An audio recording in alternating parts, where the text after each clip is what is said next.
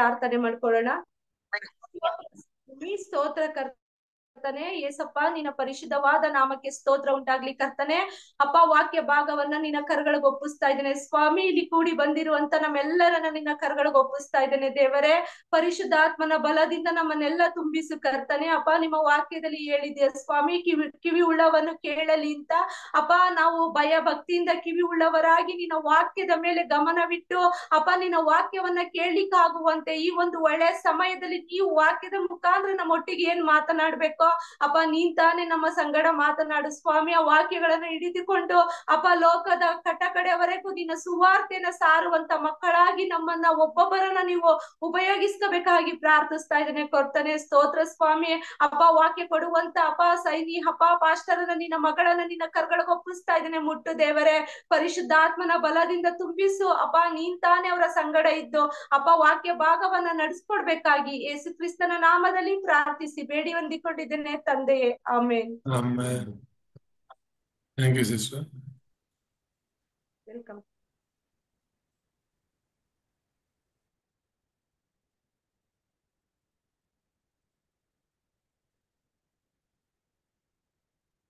ಹಾಗೆ ಇದು ಹೊಸ ಘರ್ಷಣೆಗಳಿಗೆ ಸವಾಲು ಹಾಕಿ ಅಂತ ಹೇಳಿ ಪಾಠ 7, ಹೊಸ ಜೀವ ಹೊಸ ಜೀವನ.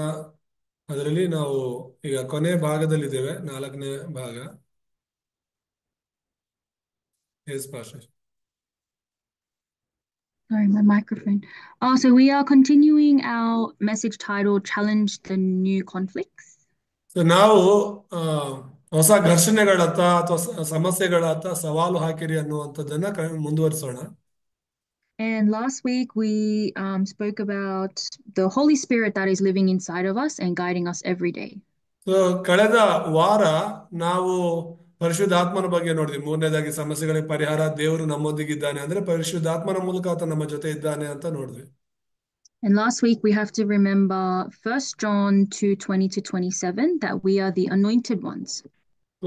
ಕಳೆದ ವಾರದ ಸಂದೇಶದಿಂದ ಮುಖ್ಯವಾಗಿ 1 ಯೋಹಾನ 2:20-27 ನಾವೆಲ್ಲರೂ ಕೂಡ ಅಭಿಷಕ್ತರಾಗಿದ್ದೇವೆ ಅನ್ನೋದನ್ನ ನೆನಪಲ್ಲಿಟ್ಕೋಬೇಕು. So the Bible says we are the anointed ones, just like Christ, and we received all of the same blessings as Jesus Christ. So we should never forget our identity. So ನೀನು ನಾನು ದೇವರಿಂದ ಅಭಿಷೇಕಿಸಲ್ಪಟ್ಟವರಾಗಿದ್ದೇವೆ, ಪರಿಶುದ್ಧಾತ್ಮನಿಂದ ತುಂಬಿಸಲ್ಪಟ್ಟವರಾಗಿದ್ದೇವೆ. ಹಾಗಾಗಿ ಈ ಒಂದು ಸತ್ಯವನ್ನ ನಾವು ಎಂದಿಗೂ ಮರೆಯಬಾರದು. So now we are going to look at point 4, the believer's lifestyle. As a believer of Jesus Christ, how should we live? ಇವತ್ತು ಈ ಪಾಠದಲ್ಲಿ ಕೊನೆಯ ಭಾಗ ನಾವು ಕಲಿಯೋಣ. ಅದೇನಂದ್ರೆ ನಂಬಿಕೆಯುಳ್ಳವರ ಜೀವನ ಶೈಲಿ ಅಂತ. There is a Bible verse there, Acts 13:1-4. Let us confirm Acts 13:1-4. ಸೃಷ್ಟಿ ಓದ್ತಾಳೆ ಎಲ್ಲ ವಚನಗಳನ್ನ, ಇವತ್ತಿನ ಎಲ್ಲ ವಚನಗಳನ್ನ. ಅಪೊಸ್ತಲರ ಕೃತ್ಯಗಳು 13ನೇ ಅಧ್ಯಾಯ 1-4 ಓದಿಕೊಳ್ಳೋಣ. ಅಂತಿಯೋಕ್ಯದಲ್ಲಿದ್ದ ಸಭೆಯೊಳಗೆ ಪ್ರವಾದಿಗಳು ಬೋಧಕರು ಇದ್ದರು.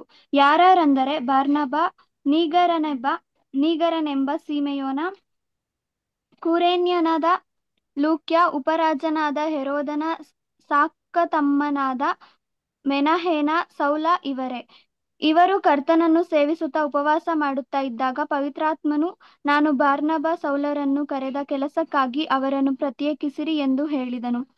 ಆಗ ಅವರು ಉಪವಾಸವಿದ್ದು ಪ್ರಾರ್ಥನೆ ಮಾಡಿ ಆ ಇಬ್ಬರ ಮೇಲೆ ಹಸ್ತಾರ್ಪಣ ಮಾಡಿ ಅವರನ್ನು ಕಳುಹಿಸಿಕೊಟ್ಟರು. ಹೀಗೆ ಅವರು ಪವಿತ್ರಾತ್ಮನಿಂದ ಕಳುಹಿಸಿಕೊಂಡವರಾಗಿ ಸೆಲ್ಯೂಕ್ಯಕ್ಕೆ ಬಂದರು.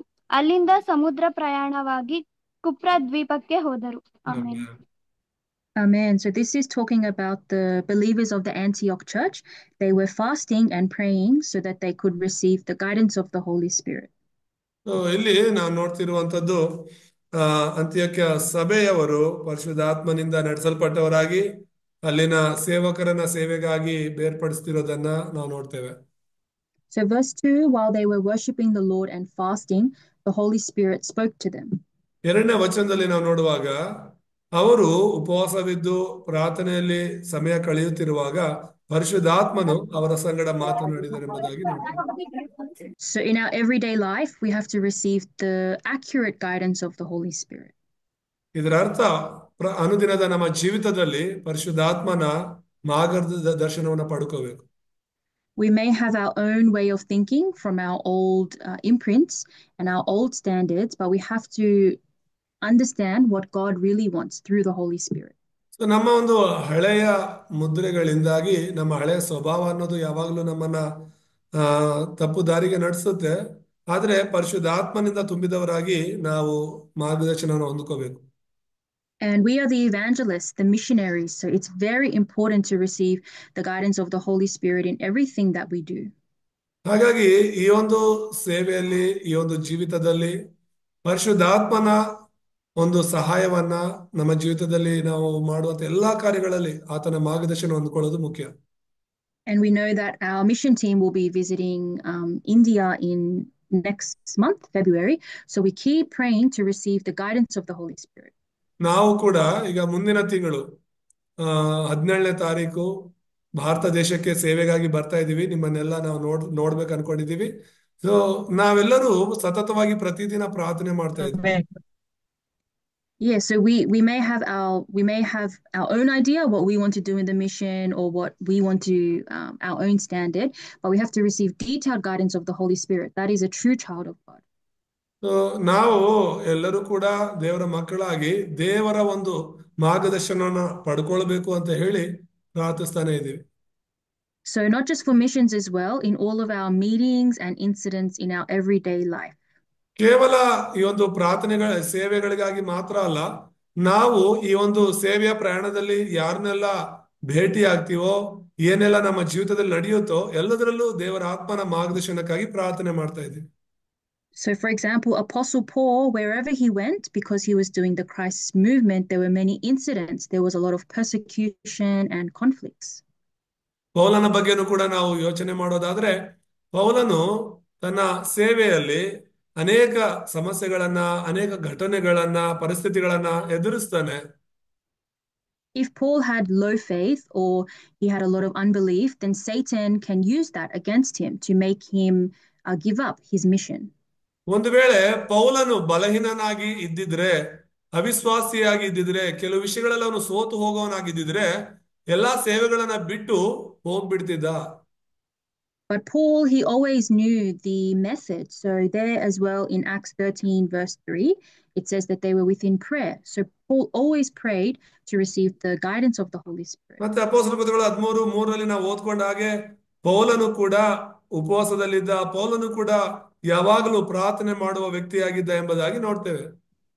So it's really important, especially for remnants, when incidents arise, it might look like you failed or you made a big mistake, but behind that, there is a blessing that God wants to give to you. So ನಿಮಗೆ ಕೆಲವು ಸಲ ಅನ್ಕೋಬಹುದು ಏನ್ ನಡೀತಿದೆ ಅಂತ ಹೇಳ್ಬಿಟ್ಟು, ಆದ್ರೆ ನಿಮ್ಮ ಪರಿಸ್ಥಿತಿಗಳನ್ನ ಮೀರಿ ದೇವರು ನಿಮಗೆ ಆಶೀರ್ವಾದಗಳನ್ನ ಕೊಡ್ಬೇಕಂತ ಬಯಸ್ತಿದ್ದಾರೆ. That is an opportunity for you to pray, to really understand God, why did you make this problem arise? ಒಂದ್ ವೇಳೆ ನಿಮ್ಮ ಜೀವಿತದಲ್ಲಿ ಏನೇ ಸಮಸ್ಯೆ ಎದುರಾದ್ರೂ ಕೂಡ ನೀವು ಪ್ರಾರ್ಥನೆ ಮಾಡಿ ದೇವರ ಹತ್ರ ಕೇಳಬೇಕು, ದೇವರೇ ಈ ಒಂದು ಸಮಸ್ಯೆ ನನ್ನ ಜೀವಿತದಲ್ಲಿ ಯಾಕಾಗಿ ಬಂದಿದೆ ಎಂಬುದಾಗಿ. So God always wants us to call out to him, pray in the name of Jesus Christ and receive our answer.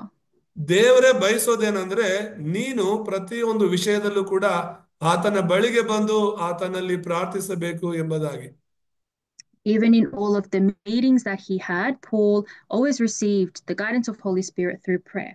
ಪೌಲನ ಬಗ್ಗೆ ನಾವು ಯೋಚನೆ ಮಾಡೋದಾದ್ರೆ, ಅವನು ಮಾಡಿದಂತ ಎಲ್ಲಾ ಸೇವೆಗಳಲ್ಲಿ, ಅವನು ಭೇಟಿಯಾದ ಎಲ್ಲಾ ಭೇಟಿಗಳಲ್ಲಿ ದೇವರ ಮಾರ್ಗದರ್ಶನವನ್ನ ಪಡೆದುಕೊಂಡನು. So we have to have the eyes to see the disciples. You know, if you share the gospel with someone and they're really interested to follow the word of God, then they are a true disciple. ನಾವು ಶಿಷ್ಯರನ್ನ ಕಂಡುಹಿಡಿಯೋದು ತುಂಬಾ ಮುಖ್ಯ.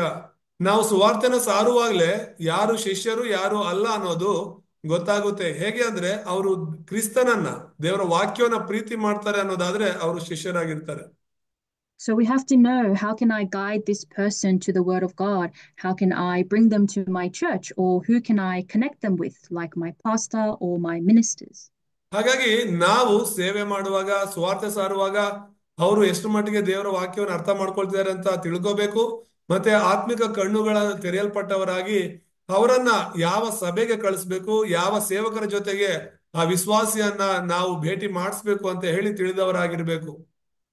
So we might be limited. Maybe we can't really give them the deep gospel message. So you have to lead them to the place where they can be imprinted with the gospel.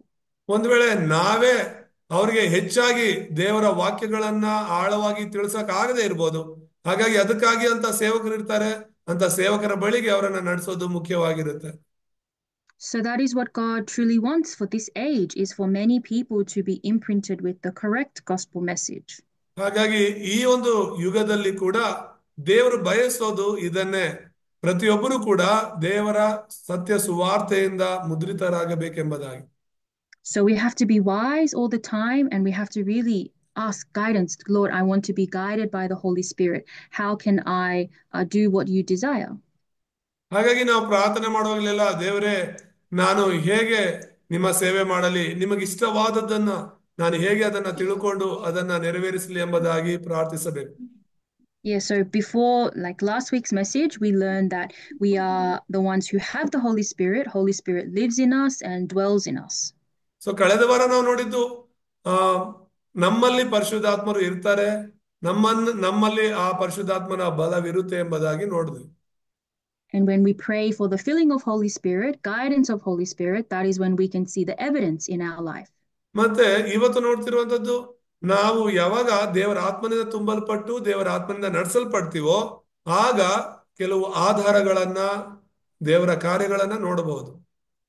So we have to be the remnants that are guided by the word of God, by the Holy Spirit, not my own standard, not my own thoughts. ನೀನು ನಾನು ನಮ್ಮ ಸ್ವಂತ ಆಲೋಚನೆಗಳಿಂದಲೋ ನಮ್ಮ ಸ್ವಂತ ಬುದ್ಧಿಯಿಂದಲೋ ನಡೆದುಕೊಳ್ಳುವವರಾಗಿರಬಾರದು. ನಾವು ದೇವರ ವಾಕ್ಯದಿಂದಲೂ ದೇವರ ಆತ್ಮನಿಂದಲೂ ನಡೆದುಕೊಳ್ಳುವವರಾಗಿರಬೇಕು. Satan is always deceiving us through our own thoughts, our own emotions, our own standard, but the word of God remains the same forever. It never changes. ಸೈತಾನನು ಯಾವಾಗಲೂ ಕೂಡ ನಮ್ಮ ಸ್ವಂತ ಆಲೋಚನೆಗಳಿಂದ, ನಮ್ಮ ಸ್ವಂತ ವಿಧಾನಗಳಿಂದ, ನಮ್ಮ ಸ್ವಂತ ಒಂದು ಕ್ರಿಯೆಗಳಿಂದ ನಮ್ಮನ್ನ ಮೋಸ ಮಾಡಬೇಕೆಂಬುದಾಗಿ ನೋಡ್ತಾ ಇದ್ದಾನೆ. ಆದ್ರೆ ದೇವರ ವಾಕ್ಯ ಸದಾಕಾಲವೂ ಬದಲಾಗದೆ ಏಕರೀತಿಯಾಗಿರುವಂತದ್ದಾಗಿದೆ. So we always have to confirm again, what does the word of God say, not my own thoughts. ಹಾಗಾಗಿ ಪ್ರತಿಯೊಂದು ವಿಷಯದಲ್ಲೂ ಕೂಡ ನನ್ನ ಆಲೋಚನೆ ಏನು, ನಿನ್ನ ಆಲೋಚನೆ ಏನು ಅಂತ ಅಲ್ಲ ಯೋಚನೆ ಮಾಡ್ಬೇಕಾಗಿರೋದು, ದೇವರ ವಾಕ್ಯವೇನು ಹೇಳುತ್ತೆ ಈ ವಿಷಯದಲ್ಲಿ ಅನ್ನೋದನ್ನ ತಿಳ್ಕೋಬೇಕು. And Philippians 4:6-7, it's a very important Bible verse that says that we shouldn't be anxious about anything.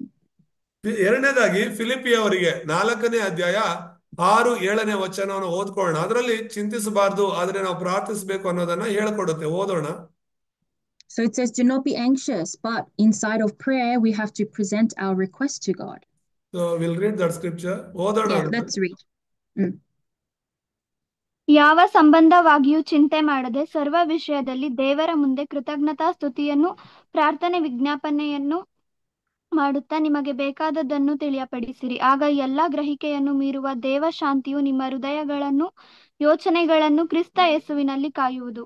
Amen. Amen. So the Bible says, don't be anxious. We don't have to worry about anything. ದೇವರ ವಾಕ್ಯ ಸ್ಪಷ್ಟವಾಗಿ ಹೇಳುತ್ತೆ, ಯಾವ ಸಂಬಂಧವಾಗಿಯೂ ನೀನು ಚಿಂತೆ ಮಾಡಬೇಡ, ಸರ್ವ ವಿಷಯದಲ್ಲಿ ದೇವರಿಗೆ ಕೃತಜ್ಞತೆ ಸಲ್ಲಿಸು, ಪ್ರಾರ್ಥಿಸು ಎಂಬುದಾಗಿ. It says we have to place all our anxieties on the Lord. Why? Because if we hold on to our own problems, that becomes a tool for Satan. ಎಲ್ಲ ನಿಮಗೆ ಇರುವಂತ ಎಲ್ಲಾ ಚಿಂತೆಗಳು, ಸರ್ವ ವಿಷಯಗಳನ್ನ ದೇವರಿಗೆ ತಿಳಿಯಪಡಿಸಿರಿ, ದೇವರ ಮೇಲೆ ಹಾಕಿರಿ ಅಂತ ದೇವರೇ ಹೇಳ್ತಾ ಇದ್ದಾರೆ. ಇಲ್ಲ ಅಂತ ಹೇಳಿದ್ರೆ ಸೈತಾನನು ಆ ವಿಷಯಗಳಿಂದ ನಿನ್ನನ್ನ ಮೋಸಗೊಳಿಸುತ್ತಾನೆ. We have to entrust everything to God. Our Lord Jesus Christ, he finished everything on the cross. So ಕ್ರಿಸ್ತ ಯೇಸು ನಿನಗೋಸ್ಕರ ಎಲ್ಲವನ್ನ ಮಾಡಿ ಮುಗಿಸಿದ್ದಾರೆ ಆ ಸಿಲುವೆಯಲ್ಲಿ. ಹಾಗಾಗಿ ಆತನಿಗೆ ನೀನು ಎಲ್ಲವನ್ನ ವಹಿಸಿಕೊಡಬೇಕು. So when we pray and present all of our anxieties to the Lord, verse 7 says that the peace of God will transcend all our understanding. ಯಾವಾಗ ನೀನು ನಿನ್ನ ಚಿಂತೆಗಳನ್ನ, ನಿನ್ನ ಭಾರಗಳನ್ನ ದೇವರ ಮೇಲೆ ವಹಿಸ್ತೀಯೋ, 7ನೇ ವಚನ ಹೇಳುತ್ತೆ, ಆಗ ಎಲ್ಲಾ ಗ್ರಹಿಕೆಯನ್ನು ಮೀರುವ ದೇವ ಶಾಂತಿಯು ನಿಮ್ಮ ಹೃದಯಗಳನ್ನು ಯೋಚನೆಗಳನ್ನು ಕ್ರಿಸ್ತ ಯೇಸುವಿನಲ್ಲಿ ಕಾಯುವುದು ಎಂಬುದಾಗಿ. And he will guard our hearts and mind. Guard it against who? Guard it against our enemy, the devil, Satan. ಕಾಯುವನು ಅಂದ್ರೆ ಯಾರ ವಿರುದ್ಧ ಕಾಯೋದು? ಸೈತಾನನ ವಿರುದ್ಧ, ನಮ್ಮ ಶತ್ರುವಿನ ವಿರುದ್ಧ. That is why the Bible always says that we have to pray and give thanksgiving and rejoice. That's 1 Thessalonians.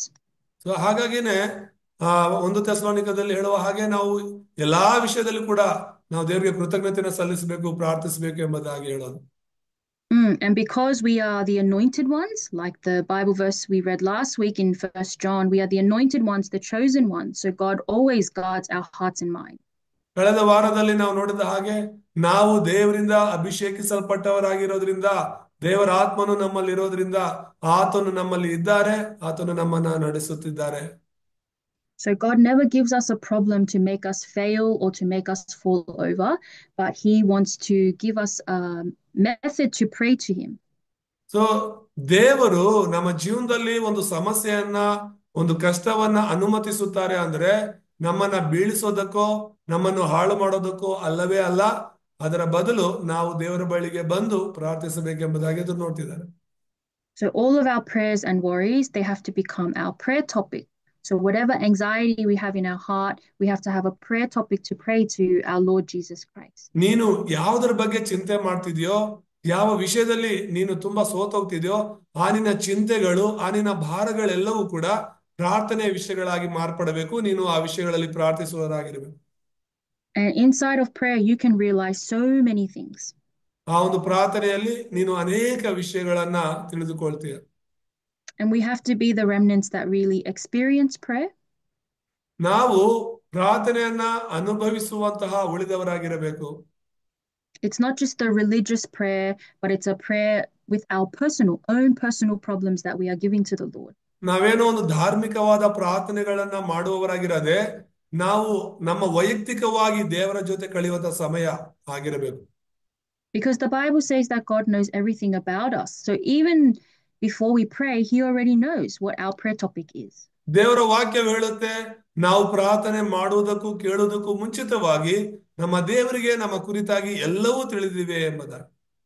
But He wants us to come to Him through faith and through true faith, holding on to the word of God. He wants us to come to Him and give Him our problems. ಆತನಿಗೆ ಎಲ್ಲವೂ ತಿಳಿದಿದ್ದರೂ ಕೂಡ ನೀನು ನಂಬಿಕೆಯೊಂದಿಗೆ ಆತನ ಬಳಿಗೆ ಬರಬೇಕು, ಆತನ ಹೆಸರಿನಲ್ಲಿ ಪ್ರಾರ್ಥಿಸಬೇಕು ಎಂಬುದಾಗಿ ಆತನು ಎದುರು ನೋಡ್ತಿದ್ದಾರೆ. So the content of our prayer is very important as well, what we are praying about. ಮತ್ತು ನಾವು ಪ್ರಾರ್ಥಿಸುವಾಗ ಯಾವ ವಿಷಯವಾಗಿ ಪ್ರಾರ್ಥನೆ ಮಾಡ್ತಿದ್ದೇವೆ, ನಮ್ಮ ಪ್ರಾರ್ಥನೆಯ ಅಂಶಗಳೇನು ಅನ್ನೋದು ಕೂಡ ತುಂಬಾ ಮುಖ್ಯವಾಗಿ ಇದೆ. So let's read John 15:7. ಮೂರನೇದಾಗಿ ಯೋಹಾನ ಸುವಾರ್ತೆ 15:7 ವಚನವನ್ನು ಓದಿಕೊಳ್ಳೋಣ. ನೀವು ನನ್ನಲ್ಲಿಯೂ ನನ್ನ ವಾಕ್ಯಗಳು ನಿಮ್ಮಲ್ಲಿಯೂ ನೆಲೆಗೊಂಡಿದ್ದರೆ ಏನು ಬೇಕಾದರೂ ಬೇಡಿಕೊಳ್ಳಿರಿ, ಅದು ನಿಮಗೆ ದೊರೆಯುವುದು. Amen. Amen. So if we remain in the word of God, God remains inside of us. ಇಲ್ಲಿ ದೇವರ ವಾಕ್ಯ ಹೇಳ್ತಿರೋದೇನು ಅಂದ್ರೆ, ನೀವು ನನ್ನಲ್ಲಿ, ನನ್ನ ವಾಕ್ಯವು ನಿನ್ನಲ್ಲಿ ಇರಬೇಕು ಅಂತ. ಫಸ್ಟ್ ನಾವು ಆತನಲ್ಲಿ ಇದ್ರೆ ಆತನ ವಾಕ್ಯ ನಮ್ಮಲ್ಲಿ ಇರುತ್ತೆ. So we, as a true disciple, we always remain inside of the word of God. That is our standard, nothing else. ಒಬ್ಬ ಶಿಷ್ಯನ ಒಂದು ಮಾನದಂಡ ಅಥವಾ ಸ್ಟ್ಯಾಂಡರ್ಡ್ ಏನಂದ್ರೆ, ನಾವು ದೇವರ ವಾಕ್ಯದಲ್ಲಿ ಇರುವಂತದ್ದು. When we start looking at things outside of the word of God, using our own understanding, that is when the devil gives us a lot of unbelief. ಯಾವಾಗ ನಮ್ಮ ಜೀವಿತದಲ್ಲಿ ನಮ್ಮದೇ ಆದಂತ ಕೆಲವು ಆಲೋಚನೆಗಳು, ಕೆಲವು ಒಂದು ಮಾನದಂಡಗಳ ಆಧಾರದಲ್ಲಿ ಜೀವಿಸ್ತಾ ಇರ್ತೀವೋ, ಆಗ ಸೈತಾನನು ಅನೇಕ ವಿಧವಾದ ಒಂದು ಅಪನಂಬಿಕೆಗಳನ್ನ ಕೊಡ್ತಾನೆ. So if we know the word of God, if we know what the mission of God is for this age, then we can have a correct prayer. ದೇವರ ವಾಕ್ಯವೇನು ಮತ್ತೆ ಈ ಒಂದು ಯುಗದಲ್ಲಿ ದೇವರ ಸೇವೆ ಏನು ಅನ್ನೋದನ್ನ ನಾವು ಸರಿಯಾಗಿ ಅರ್ಥ ಮಾಡ್ಕೊಂಡ್ರೆ ಖಂಡಿತವಾಗ್ಲೂ ಕೂಡ ನಮ್ಮ ಪ್ರಾರ್ಥನೆ ಸರಿಯಾಗಿರುತ್ತೆ. So we are not praying the religious prayer anymore for forgiveness. We can pray to ask for our sins to be forgiven, but we know our original sin is already finished. ನಮ್ಮ ಪಾಪಗಳಿಗೋಸ್ಕರ ಪ್ರಾರ್ಥನೆ ಮಾಡೋದು, ಅದು ಅಂದ್ರೆ ಮೂಲ ಪಾಪ ಅನ್ನೋದು ಈಗಾಗಲೇ ಕ್ಷಮಿಸಲ್ಪಟ್ಟಿದೆ. ಆದ್ರೆ ನಾವು ಮಾಡುವಂತಹ ಅನುದಿನದ ಪಾಪಗಳು, ಆ ವಾಸ್ತವ ಪಾಪಗಳಿಗಾಗಿ ಪ್ರಾರ್ಥನೆ ಮಾಡೋದೇನು ತಪ್ಪಲ್ಲ. There is a mission of God for this age. That's Matthew 24:14. This gospel has to preach to all nations. ಆದ್ರೆ ನಾವು ಪ್ರಾರ್ಥನೆ ಮಾಡ್ಬೇಕಾರೋದು ಮುಖ್ಯವಾದ ಅಂಶ. ಈಗ ಮತ್ತಾಯನ ಸುವಾರ್ತೆ 24ನೇ ಅಧ್ಯಾಯದಲ್ಲಿ 14ನೇ ವಚನ ಹೇಳುವ ಹಾಗೆ, ಈ ಒಂದು ಸತ್ಯ ಸುವಾರ್ತೆ ಲೋಕದ ಅಂತ್ಯದವರೆಗೆ ಎಲ್ಲಾ ಜನರಿಗೂ ಸಾರಬೇಕು ಎಂಬುದಾಗಿ. If we know that, we hold on to that, then we can have the correct prayer praying towards that goal. ಯಾವಾಗ ದೇವರ ಆಸೆಯನ್ನ ನಾವು ಅರ್ಥ ಮಾಡ್ಕೊಳ್ತೀವೋ ಆಗ ಮಾತ್ರನೇ ನಾವು ಸರಿಯಾದ ಪ್ರಾರ್ಥನೆಗಳನ್ನ ಮಾಡುವುದಕ್ಕೆ ಸಾಧ್ಯ. So as well, let's read John 16:23-24. ಮತ್ತು ಕೊನೆಯದಾಗಿ ಯೋಹಾನ್ ಸುವಾರ್ತೆ 16ನೇ ಅಧ್ಯಾಯ 23-24ನೇ ವಚನವನ್ನು ಓದಿಕೊಳ್ಳೋಣ. ಆ ದಿನದಲ್ಲಿ ನೀವು ನನಗೆ ಯಾವ ಪ್ರಶ್ನೆಯನ್ನು ಮಾಡುವುದಿಲ್ಲ. ನಿಮಗೆ ನಿಜ ನಿಜವಾಗಿ ಹೇಳುತ್ತೇನೆ, ನೀವು ತಂದೆಯನ್ನು ಏನಾದರೂ ಬೇಡಿಕೊಂಡರೆ ಅದನ್ನು ಆತನು ನನ್ನ ಹೆಸರಿನ ಮೇಲೆ ನಿಮಗೆ ಕೊಡುವನು. ನೀವು ಇದುವರೆಗೆ ನನ್ನ ಹೆಸರಿನ ಮೇಲೆ ಯಾವುದೊಂದನ್ನೂ ಬೇಡಿಕೊಂಡಿಲ್ಲ. ಬೇಡಿಕೊಳ್ಳಿರಿ, ನಿಮಗೆ ಸಿಕ್ಕುವುದು. ಆಗ ನಿಮ್ಮ ಆನಂದವು ಪರಿಪೂರ್ಣವಾಗುವುದು. Amen. Amen. So the Bible says, whatever we pray for in the name of Jesus Christ, it will be given to us. 23ನೇ ವಚನ ತುಂಬಾ ಸ್ಪಷ್ಟವಾಗಿ ಹೇಳುತ್ತೆ, ಆತನು ನನ್ನ ಹೆಸರಿನ ಮೇಲೆ ನಿಮಗೆ ಕೊಡುವನೆಂಬುದಾಗಿ. ನಾವು ಯಾವಾಗ ಆತನ ಹೆಸರಿನಲ್ಲಿ ಬೇಡ್ಕೊಳ್ತೀವೋ ಕೊಡಲ್ಪಡುತ್ತೆ. So does that mean if I pray for $1 million or I pray for a lot of physical success, it will be given to me? No, that's not what it means. ಇಲ್ಲಿ ನಾವ್ ಹೇಳ್ತಿರುವಂತದ್ದು ನನಗೆ ತುಂಬಾ ಹಣ ಬೇಕು ಮತ್ತೆ ಈ ಲೋಕದ ಆಸೆಗಳನ್ನ ನೆರವೇರಿಸಿಕೊಳ್ಳೋದಕ್ಕಾಗಿ ನಾವು ಪ್ರಾರ್ಥನೆ ಮಾಡಿದ್ರೆ ಖಂಡಿತ ಅದು ನೆರವೇರಿಸ್ತಾರೆ ಅಂತ ಅಲ್ಲ ನಾನು ಹೇಳ್ತಿರೋದು. Verse 24 is very important. It says, until now you have not asked for anything in my name. 24ನೇ ವಚನ ಹೇಳುತ್ತೆ ತುಂಬಾ ಮುಖ್ಯವಾಗಿ, ನೀವು ಇದುವರೆಗೆ ನನ್ನ ಹೆಸರಿನ ಮೇಲೆ ಯಾವುದೊಂದನ್ನು ಬೇಡಿಕೊಂಡಿಲ್ಲ. What it means is we didn't know the true meaning of the name of Jesus Christ. ಏನು ಇದುವರೆಗೂ ನಾವು ಏನನ್ನು ಬೇಡ್ಕೊಂಡಿಲ್ಲ ಅಂತ ಹೇಳಿದ್ರೆ ದೇವರ ಅರ್ಥ ಏನು ಅಂತ ಹೇಳಿದ್ರೆ ನಾವು ಯೇಸುವಿನ ನಿಜವಾದ ಅರ್ಥವನ್ನೇ ತಿಳ್ಕೊಳ್ಳದೆ ಇದ್ದೀವಿ. In the past we didn't know the gospel, we just prayed the religious prayer. ನಾವು ನಮ್ಮ ಒಂದು ಭೂತಕಾಲದಲ್ಲಿ ಸರಿಯಾದ ಪ್ರಾರ್ಥನೆ ಗೊತ್ತಿಲ್ಲದೆ ಧಾರ್ಮಿಕ ಪ್ರಾರ್ಥನೆಗಳನ್ನ ಮಾಡುವರಾಗಿದ್ವಿ. But what it means is we didn't know the covenant. Covenant is that Jesus is the Christ. ನಮಗೆ ದೇವರ ಒಡಂಬಡಿಕೆ ಗೊತ್ತಿರಲಿಲ್ಲ. ಏನು ಆ ದೇವರ ಒಡಂಬಡಿಕೆ ಅಂದ್ರೆ ಯೇಸುವೇ ಕ್ರಿಸ್ತನು ಎಂಬುದಾಗಿ. And I grew up in a very religious church and I didn't really understand who Jesus Christ was. ನಾನು ಸತ್ಯವನ್ನ ತಿಳ್ಕೊಳ್ಳೋದಕ್ಕೆ ಮುಂಚೆ ಒಂದು ಧಾರ್ಮಿಕ ರೀತಿಯಲ್ಲಿ ಕ್ರೈಸ್ತರ ಜೀವಿತವನ್ನು ಜೀವಿಸ್ತಾ ಇದ್ದೆ. So in the past I always prayed just the physical prayer. ನಾನು ಸತ್ಯವನ್ನು ತಿಳ್ಕೊಳ್ಳೋದಕ್ಕೆ ಮುಂಚೆ ಬರೀ ಶಾರೀರಿಕವಾದ ಪ್ರಾರ್ಥನೆಗಳನ್ನ ಮಾಡ್ತಾ ಇದ್ದೆ. Or I prayed for world peace or everyone to love each other, this kind of prayer. ಮತ್ತು ಈ ನಮ್ಮ ಪ್ರಪಂಚ ದೇಶ ಉದ್ಧಾರ ಆಗ್ಬೇಕು, ಆಶೀರ್ವಾದ ಪಡಬೇಕು, ಎಲ್ಲರೂ ಸಮಾಧಾನವಾಗಿರಬೇಕು ಅಂತ ಹೇಳಿ ಪ್ರಾರ್ಥನೆ ಮಾಡ್ತಿದ್ದೆ. But now that we know the gospel, we know the true prayer, we want many souls to be saved, many people to know who Jesus Christ truly is. ಆದ್ರೆ ಈಗಿನ ನಮ್ಮ ಪ್ರಾರ್ಥನೆಗಳು ಏನಾಗಿರ್ಬೇಕು, ಖಂಡಿತವಾಗಲೂ ಕೂಡ ಲೋಕದಲ್ಲಿರುವಂತಹ ಅನೇಕ ಜನರು ಆತ್ಮಗಳು ರಕ್ಷಿಸಲ್ಪಡಬೇಕೆಂಬುದಾಗಿ ನಾವು ಪ್ರಾರ್ಥನೆ ಮಾಡೋರಾಗಿರ್ಬೇಕು. So of course as well it means I must pray for myself to be the absolute disciple. ನಮಗೋಸ್ಕರನೂ ನಾವು ಪ್ರಾರ್ಥನೆ ಮಾಡ್ಕೊಳ್ಳೋದು ತುಂಬಾ ಮುಖ್ಯನೇ. ನಾವು ಅತ್ಯಂತ ಶ್ರೇಷ್ಠವಾದ ಮುಖ್ಯವಾದ ಶಿಷ್ಯರಾಗಿ ಇರ್ಲಿಕ್ಕೆ ಪ್ರಾರ್ಥನೆ ಮಾಡಬೇಕು.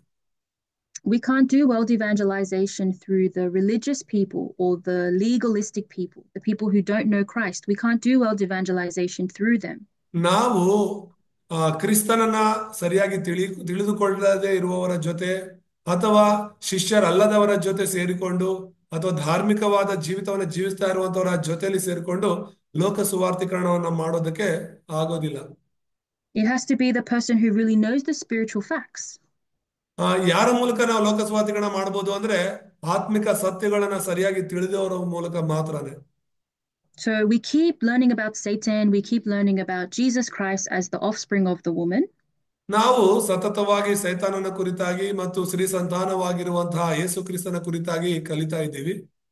Because we are learning that only Christ can overcome all the power of the devil. ಯಾಕೆ ಇದರ ಬಗ್ಗೆನೇ ಸತತವಾಗಿ ಕಲಿತಾ ಇದೀವಿ ಅಂದ್ರೆ ಕೇವಲ ಯೇಸು ಕ್ರಿಸ್ತನೇ ಸೈತಾನನ ಕಾರ್ಯಗಳನ್ನ ಜಯಿಸಲಿಕ್ಕೆ ಸಾಧ್ಯ. But if we are continuously bound by our own problems, our own conflicts, it's very hard to hold on to the mission of this age. ಒಂದು ವೇಳೆ ನಾವು ಕೇವಲ ನಮ್ಮ ಒಂದು ಸಮಸ್ಯೆಗಳು ನಮ್ಮ ಒಂದು ಆಲೋಚನೆಗಳ ಜೊತೆಗೆ ಹೋರಾಡ್ಕೊಂಡು ಇರೋದಾದ್ರೆ ಈ ಯುಗವನ್ನ ನಾವು ರಕ್ಷಣೆ ಮಾಡೋದಕ್ಕೆ ಸಾಧ್ಯ ಇಲ್ಲ. If we are always falling over our own problems, our own personal things, then it's very difficult to see that God wants to use us for world evangelization. So ನಾವು ನಮ್ಮ ಒಂದು ಆಲೋಚನೆಗಳು ನಮ್ಮ ಒಂದು ಚಿಂತೆಗಳಲ್ಲಿ ಬೀಳದೆ ಲೋಕ ಸುವಾರ್ಥೀಕರಣಕ್ಕಾಗಿ ಪ್ರಾರ್ಥಿಸುವಾಗ ದೇವರು ನಮ್ಮನ್ನ ಉಪಯೋಗಿಸುತ್ತಾರೆ. So in conclusion of this message, I'm sorry it's not there on the screen, but all conflicts are an opportunity to challenge. ಕೊನೆಯದಾಗಿ ಮುಕ್ತಾಯದಲ್ಲಿ ನಾವು ಹೇಳೋದೇನಂದ್ರೆ ನಮ್ಮ ಜೀವಿತದಲ್ಲಿ ಎದುರಾಗುವಂತ ಎಲ್ಲಾ ಘರ್ಷಣೆಗಳು ಕೂಡ ಆಶೀರ್ವಾದಗಳಾಗಿವೆ ಎಂಬುದಾಗಿ. The message today is about conflicts. We have conflicts, new conflicts always arising, but God is giving us that problem so we can challenge, use the name of Jesus Christ, experience the power of Christ. So ಈ ಒಂದು 7ನೇ ಪಾಠದ ಒಂದು ಸಾರಾಂಶ ಏನು ಅಂತ ಹೇಳಿದ್ರೆ, ಯೇಸು ಸ್ವಾಮಿನ ನಂಬದ ಮೇಲೂ ಕೂಡ ನಮ್ಮ ಜೀವನದಲ್ಲಿ ಹೊಸ ಹೊಸ ತರದ ಸಮಸ್ಯೆಗಳು, ಘರ್ಷಣೆಗಳು, ಹೋರಾಟಗಳು ಎದುರಾಗುತ್ತೆ. ಆದ್ರೆ ಯೇಸುವಿನ ನಾಮ ನಮಗೆ ಕೊಡಲ್ಪಟ್ಟಿದೆ. ಆ ಯೇಸು ಹೆಸರಲ್ಲಿ ಪ್ರಾರ್ಥಿಸಿ ಅದನ್ನ ನಾವು ಸವಾಲಾಗಿ ಸ್ವೀಕರಿಸಿ ಪ್ರಾರ್ಥಿಸುವಾಗ ಜಯಿಸ್ತೇವೆ. Inside of your problem, your hardships, your spiritual problem, you are still a child of God. ನಿನ್ನ ಜೀವಿತದಲ್ಲಿ ನೀನು ಎದುರಿಸ್ತಿರುವಂತಹ ಸಮಸ್ಯೆಗಳು, ಕಷ್ಟಗಳು, ಹೋರಾಟಗಳ ಮಧ್ಯದಲ್ಲಿ ನೀನು ದೇವರ ಮಗನಾಗಿ ಮಗಳಾಗಿ ಇದ್ದೀಯಾ ಅನ್ನೋದನ್ನ ಮರೆಯಬಾರದು. So even in my conflict, my problem, my hardship, God is still with me because I enjoy the blessing of Emmanuel. ಹೌದು, ನನ್ನ ಜೀವಿತದಲ್ಲಿ ನಾನು ಸಮಸ್ಯೆಗಳು, ಘರ್ಷಣೆಗಳು, ಹೋರಾಟಗಳ ಮಧ್ಯದಲ್ಲಿದ್ರು ಕೂಡ ನಾನು ಇನ್ನೂ ದೇವರ ಮಗಳಾಗಿ ಮಗನಾಗೇ ಇದ್ದೇನೆ. ಹಾಗಾಗಿ ನಾನು ಯೇಸುವಿನ ಹೆಸರೆತ್ತಿ ಈ ಸವಾಲುಗಳನ್ನ ಎದುರಿಸುತ್ತೇನೆ. So as a child of God, what do I have to do? Bible says I have to call on the name of Jesus Christ. ದೇವರ ಮಗುವಾಗಿರುವ ನಾವು ಏನು ಮಾಡಬೇಕೆಂಬುದಾಗಿ ಸತ್ಯವೇದ ಹೇಳುತ್ತೆ. ಅಂದ್ರೆ ಯೇಸುವಿನ ಹೆಸರೆತ್ತಿ ನಾವು ಪ್ರಾರ್ಥಿಸೋರಾಗಿರ್ಬೇಕು. So we have to have the method to pray. Inside of our conflicts, problems, pray for the guidance of the Holy Spirit. ಸಮಸ್ಯೆಗಳು, ಘರ್ಷಣೆಗಳು, ಹೋರಾಟಗಳ ಮಧ್ಯದಲ್ಲಿ ಒಂದು ಪ್ರಾರ್ಥನೆ ಮಾಡೋದನ್ನ, ಆ ವಿಧಾನವನ್ನ ನಾವು ಕಂಡುಕೊಳ್ಳಬೇಕು.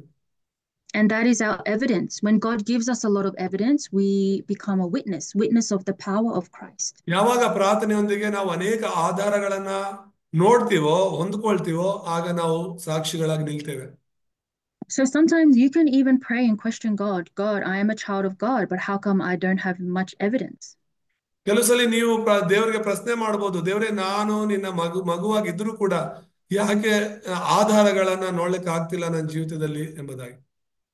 And through that, God is continuously showing us, making us a witness of His word. So ದೇವರು ಈ ಆಧಾರಗಳ ಮೂಲಕ ಸತತವಾಗಿ ನಮ್ಮನ್ನ ಸಾಕ್ಷಿಗಳಾಗಿ ನಿಲ್ಲಿಸ್ತಾ ಇದ್ದಾರೆ. So in the Bible, like in Acts 1:8, it says that when we're filled with the Holy Spirit, we become a witness to the ends of the earth. ಅಪೊಸ್ತಲರ ಕೃತ್ಯಗಳು 1:8 ನಾವು ನೋಡಿದ ಹಾಗೆ ಯಾವಾಗ ದೇವರ ಆತ್ಮನು ನಮ್ಮ ಮೇಲೆ ಬರುತ್ತಾನೋ ಆಗ ನಾವು ಬಲವನ್ನು ಹೊಂದುತ್ತೀವಿ, ಆತನಿಗೋಸ್ಕರ ಸಾಕ್ಷಿಯಾಗಿ ನಿಲ್ತೇವೆ. So we have to see a lot of works happening in the field, and when we enjoy the word of God, we have to see the evidence before our eyes. ದೇವರ ವಾಕ್ಯವನ್ನ ಹಿಡ್ಕೊಂಡಿರುವಂತಹ, ಆನಂದಿಸ್ತಿರುವಂತಹ ನಾವು ನಮ್ಮ ಜೀವಿತದಲ್ಲಿ, ಕುಟುಂಬದಲ್ಲಿ, ಸೇವೆಯ ಕ್ಷೇತ್ರಗಳಲ್ಲಿ ದೇವರ ಆಧಾರಗಳು, ದೇವರ ಕಾರ್ಯಗಳು ನಡೀತಿರೋದನ್ನ ನಾವು ನಮ್ಮ ಕಣ್ಣಾರೆ ನೋಡಬೇಕು. So like in the Bible, in Acts chapter 3, there is the crippled man that is raised by the name of Jesus Christ. ಅಪೊಸ್ತಲರ ಕೃತ್ಯಗಳು 3ನೇ ಅಧ್ಯಾಯದಲ್ಲಿ 1-12 ನಾವು ನೋಡಿದ್ರೆ ಅಲ್ಲಿ ಒಬ್ಬ ಹುಟ್ಟು ಕುಂಟನು ಯೇಸು ಕ್ರಿಸ್ತನ ಹೆಸರಿನಲ್ಲಿ ಎದ್ದಿದ್ದು ಗುಣವಾಗಿದ್ದನ್ನ ನಾವು ನೋಡ್ತೇವೆ. Yeah, so Peter says, silver or gold I do not have, but in the name of Jesus Christ, get up and walk. ಪೇತ್ರನು ಮಾಡಿದಂತ ಅರಿಕೆಯ ಪ್ರಾರ್ಥನೆಯನ್ನ ನಾವು ನೋಡ್ತೀವಿ. ನಮ್ಮ ಹತ್ರ ನೀನು ಕೊಡೋದಕ್ಕೆ ಚಿನ್ನ, ಬೆಳ್ಳಿಯೋ, ಬಂಗಾರವೋ ಇಲ್ಲ, ನಮ್ಮ ಹತ್ರ ಇರೋದನ್ನ ನೀನು ಕೊಡ್ತೀನಿ. ನಮ್ಮ ಹತ್ರ ಇರೋದು ನಜರೇತಿನ ಯೇಸುವಿನ ಹೆಸರು ಮಾತ್ರ ಎಂಬುದಾಗಿ ಆ ಹೆಸರಿನಲ್ಲಿ ಅವನನ್ನ ಎಬ್ಬಿಸ್ತಾನೆ. This is the kind of faith we have to have, that nothing else can work, only the name of Jesus Christ can save that person. ಯಾವುದೇ ಸಮಸ್ಯೆಗಳಿದ್ರು ಕೂಡ ಕೇವಲ ಯೇಸುವಿನ ಹೆಸರು ಮಾತ್ರನೇ ಒಬ್ಬ ವ್ಯಕ್ತಿಯನ್ನ ರಕ್ಷಣೆ ಮಾಡ್ಲಿಕ್ಕೆ, ಗುಣಪಡಿಸ್ಲಿಕ್ಕೆ ಸಾಧ್ಯವಾಗುತ್ತೆ. ನಾವು ಕೂಡ ಈ ರೀತಿಯಾಗಿ ಯೇಸುವಿನ ಹೆಸರನ್ನ ಹಿಡ್ಕೋಬೇಕು, ಆ ಹೆಸರಲ್ಲಿ ಪ್ರಾರ್ಥಿಸಬೇಕು. So if you read in Acts 3:16, they asked the crippled man, how are you walking? And he says, it is by faith in the name of Jesus Christ that I am walking. ಅಪೊಸ್ತಲರು 3:16ನೇ ವಚನದಲ್ಲಿ ನಾವು ನೋಡೋದಾದ್ರೆ ಅನೇಕರು ಆ ಒಂದು ಹುಟ್ಟು ಕುಂಟನನ್ನ ಪ್ರಶ್ನೆ ಮಾಡ್ತಾರೆ, ನೀನು ಹೇಗೆ ಎದ್ದು ನಡೆದಾಡ್ತಿದ್ಯಾ ಅಂತ ಹೇಳಿದ್ರೆ ಅವನು ಹೇಳ್ತಾನೆ, ಹೌದು, ಇದು ಯೇಸು ಕ್ರಿಸ್ತನ ಹೆಸರಿನಲ್ಲಿ ನಂಬಿಕೆ ಇಟ್ಟ ಕಾರಣ ಆತನು ನನಗೆ ಗುಣಪಡಿಸಿದ್ದಾನೆ ಎಂಬುದಾಗಿ. Yeah, so your faith is very important. When you have a conflict, when you have a new challenge, do you choose faith or do you choose unbelief? ನಿನ್ನ ಒಂದು ನಂಬಿಕೆ ಅನ್ನೋದು ತುಂಬಾ ಮುಖ್ಯ. ನಿನ್ನ ಜೀವನದಲ್ಲಿ ಸಮಸ್ಯೆಗಳು ಕಷ್ಟಗಳು ಎದುರಾದಾಗ ನೀನು ನಂಬಿಕೆಯಿಂದ ಇರ್ತೀಯಾ ಅಥವಾ ಅಪನಂಬಿಕೆಯಿಂದ ಇರ್ತೀಯಾ ಅನ್ನೋದ್ರ ಮೇಲೆ ನೀನು ನಿಲ್ತೀಯಾ ಬೀಳ್ತೀಯಾ ಅನ್ನೋದು ಗೊತ್ತಾಗುತ್ತೆ. God's method is to make us strong through faith, not to give us unbelief and make us crumble down. That is the work of the devil. ದೇವರು ನಮ್ಮನ್ನ ಬಲವಾಗಿ ನಿಲ್ಲಬೇಕೆಂಬುದಾಗಿ ಸಮಸ್ಯೆಗಳನ್ನು ಕೊಡ್ತಾರೆ ವಿನಃ ಬೀಳ್ಬೇಕು ಅಂತ ಅಲ್ಲ. ಸೈತಾನ ನಮ್ಮನ್ನ ಬೀಳ್ಸೋದಕ್ಕೆ ನೋಡೋದು. So we have finished message, 2 minutes left. So Pastor Simon will pray for us. ಇಲ್ಲಿ ಒಂದು ಪ್ರಾರ್ಥನೆಯು ಆತ್ಮಿಕ ವಿಜ್ಞಾನ ಎಂಬುದಾಗಿ ನಾವು ನೋಡ್ತಾ ಇದ್ದೀವಿ. ಹಾಗಾಗಿ ನೀನು ಪ್ರಾರ್ಥನೆ ಮಾಡಿದ್ರೆ ದೇವರಿಂದ ಉತ್ತರಗಳನ್ನು ಪಡ್ಕೊಳ್ತೀಯ. ಸಮಯ ಆಯ್ತು, ಪ್ರಾರ್ಥನೆ ಮಾಡ್ಕೊಳ್ಳೋಣ. ನಮ್ಮನ್ನು ಬಹಳವಾಗಿ ಪ್ರೀತಿಸುವಂತ ನಮ್ಮ ತಂದೆಯಾದ ದೇವರೇ, ನಿಮ್ಮ ಪರಿಶುದ್ಧ ನಾಮಕ್ಕೆ ಸ್ತೋತ್ರವಾಗಲಿ. ಸಮಯದಲ್ಲಿ ನಿಮ್ಮ ಸನ್ನಿಧಿಯಲ್ಲಿ ಬರ್ಲಿಕ್ಕೆ ಕೃಪೆ ತೋರಿಸ್ಲಿಕ್ಕಾಗಿ ಸ್ತೋತ್ರ. ಜಾನ ಇರುವಂತ ಎಲ್ಲ ನಿನ್ನ ಮಕ್ಕಳನ್ನ ಆಶೀರ್ವದಿಸು ಸ್ವಾಮಿ. ನಿನ್ನ ಆತ್ಮನಿಂದ ತುಂಬಿಸು ದೇವರೇ. ಕರ್ತನೇ, ನಾವೆಲ್ಲರೂ ಬಲ ಹೊಂದಿ ಅಪ್ಪ ದೇವರೇ ಆ ಪರಿಶುದ್ಧಾತ್ಮನ ತುಂಬಲ್ಪಟ್ಟು ಸಾಕ್ಷಿಯಾಗಿ ನಿಲ್ಲಲು ಸಹಾಯ ಮಾಡು. ವಾಕ್ಯ ಕೊಟ್ಟ ನಿನ್ನ ಮಗಳನ್ನು ಕೂಡ ಆಶೀರ್ವದಿಸು. ಜಾನ ಇರುವಂತ ನಮ್ಮನ್ನೆಲ್ಲ ಬಲಪಡಿಸು. ಯೇಸು ನಾಮದಲ್ಲಿ ಪ್ರಾರ್ಥಿಸ್ತೇವೆ ತಂದೆ, ಆಮೆನ್.